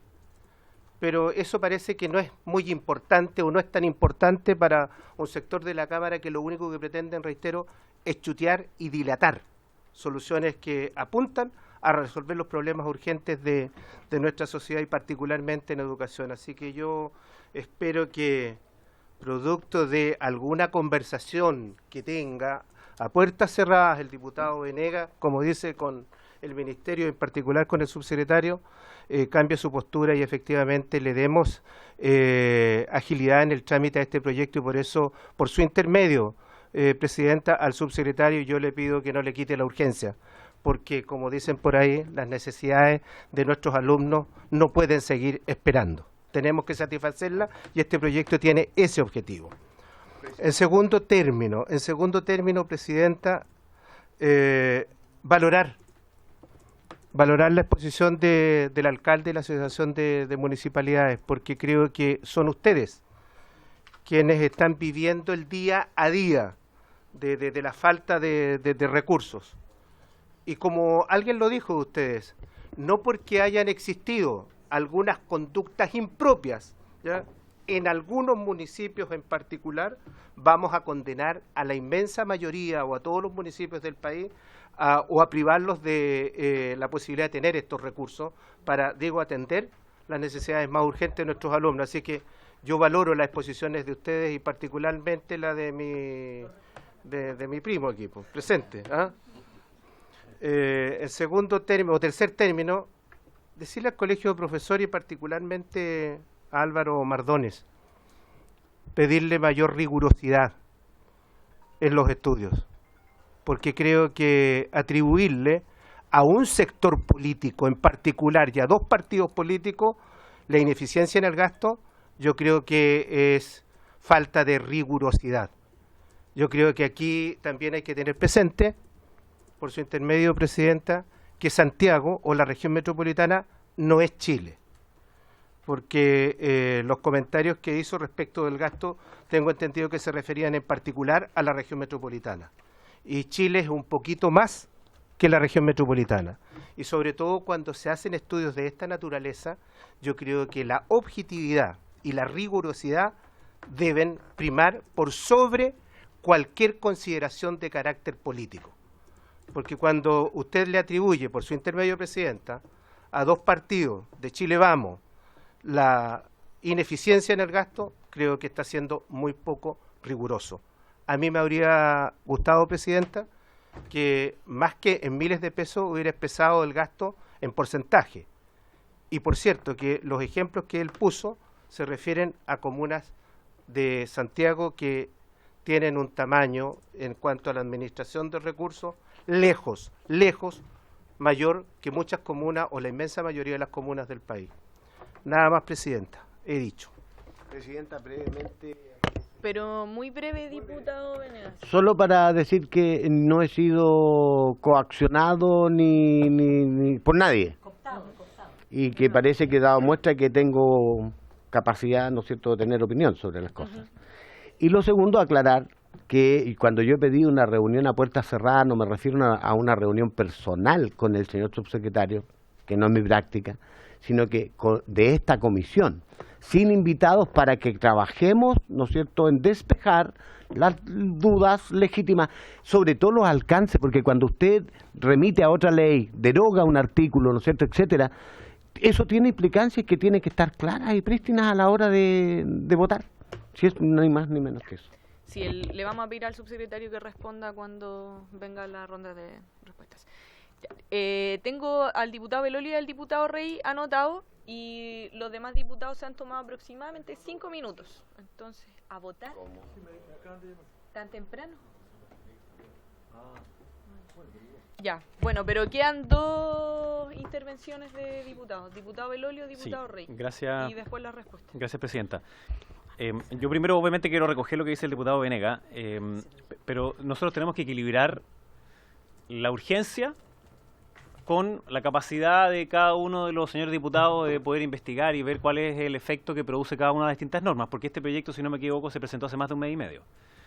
Y la presentación original que hizo el subsecretario decía exactamente por qué se eliminaban ciertas cosas y por qué se ponían otras cosas.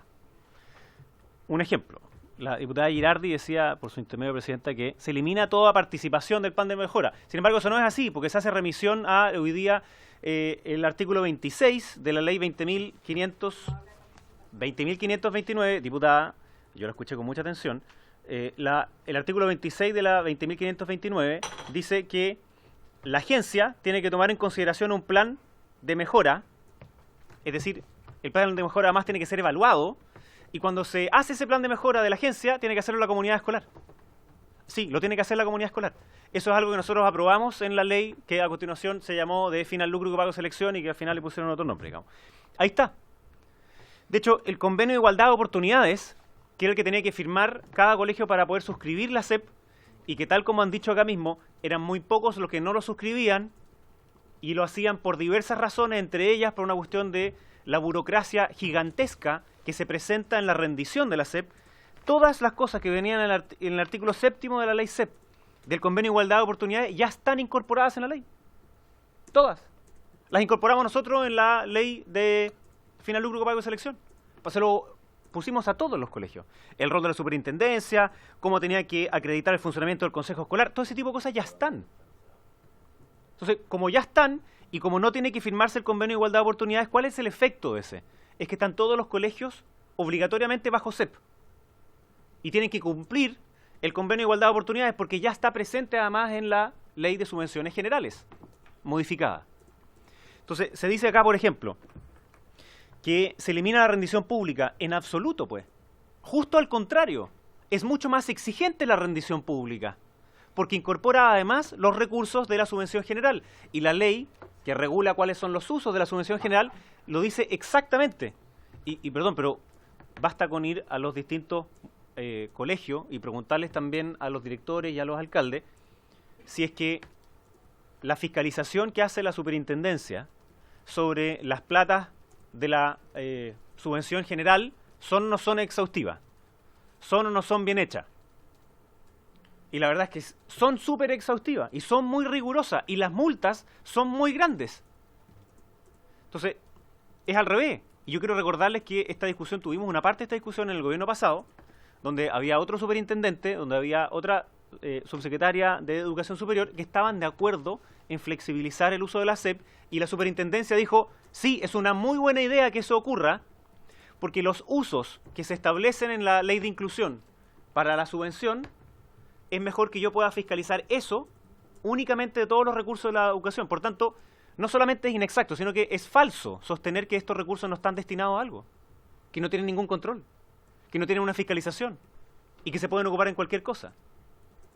O sea, es no reconocer todas las leyes anteriores y todas las fiscalizaciones que se hacen a diario por parte de la Superintendencia de Educación en materia del uso de los recursos. Y concentrarse en un instrumento es mejor para la eficacia de esa fiscalización. De lo contrario, lo que tiene que hacer hoy día la superintendencia es ir a mirar el plan de mejora, ver los recursos por otro lado, ver si coinciden con la ley SEP, ver si coincide con el plan de mejora y después además meterse en ver cómo ocupan el resto de la subvención general. Esto entonces instala una forma de fiscalizar mucho más eficiente, mucho más transparente, mucho más clara, con la participación de la ciudadanía, con la rendición pública. Y termino el tiro, presidenta. Yo lo que he visto acá es que la crítica que se hace a este proyecto es porque no cambia toda la forma en la cual se financia la educación. Bueno, pero eso nunca ha sido el objeto de este proyecto.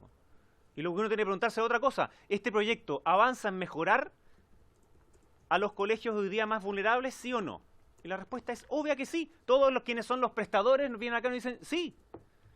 ¿Dejan mejores condiciones a los estudiantes vulnerables, sí o no? Sí. ¿Incorpora a más estudiantes vulnerables para que puedan tener acceso a ese recurso? Sí. Entonces, está bien. Algunos dicen, no, es que no es financiamiento basal. Pero yo quiero volver a insistirle. ¿Qué es lo que entienden ustedes por financiamiento basal? Si financiamiento basal entienden como uno en donde negocia políticamente el director de cada uno de los colegios con el director o el seremi de turno, cosa que ocurre en otras partes del mundo, ¿saben lo que sucede con eso? Los colegios más vulnerables tienen menos plata. En todas partes del mundo es exactamente lo mismo. Yo me imagino que ustedes no están sosteniendo que la idea de un financiamiento basal es para que los colegios que más necesitan tengan menos plata. Para que no ocurra eso, tiene que haber un financiamiento que sea parametrizable, objetivo, que no dependa de la alineación política del director del colegio con el gobierno de turno. Otra discusión es si esa se entrega por matrícula o por asistencia. Eso es radicalmente distinto. Y para entonces lo que tenemos que ver es la variabilidad de los ingresos. Po. Aquí lo preguntaba, si no me equivoco, lo preguntaba la diputada. Le prometo que termino. Entonces, sí, solo para terminar. Las cosas que se eliminan, que se derogan, son aquellas que tienen que ver con el convenio de igualdad de oportunidades. Y está súper claro, y se eliminan porque ahora todos los colegios van a tener que tener la SEP, y por tanto van a tener que rendir lo que está en el convenio de igualdad de oportunidades. Entonces, me cuesta ver que esto sea tan complejo, cuando en verdad no me parece que lo sea en absoluto. Establece que las mismas reglas de la subvención general tienen que rendirse para la SEP, establece que todavía esos recursos tienen que ir destinados a los estudiantes más vulnerables, incorpora más colegios, incorpora una mejor rendición y fiscalización. Yo la verdad es que no le veo la parte mala. Gracias. Invitados, vamos a ir a la sala porque tenemos que votar y volvemos. Y ahí nos quedan el diputado Rey y las respuestas. Tenemos citado hasta la 1:30 esta sesión. ¿Ya? Tengo que suspender. Sí. Ahora en sala. No, en sala. Proyecto. No, esto no lo tenemos. Sí, pero el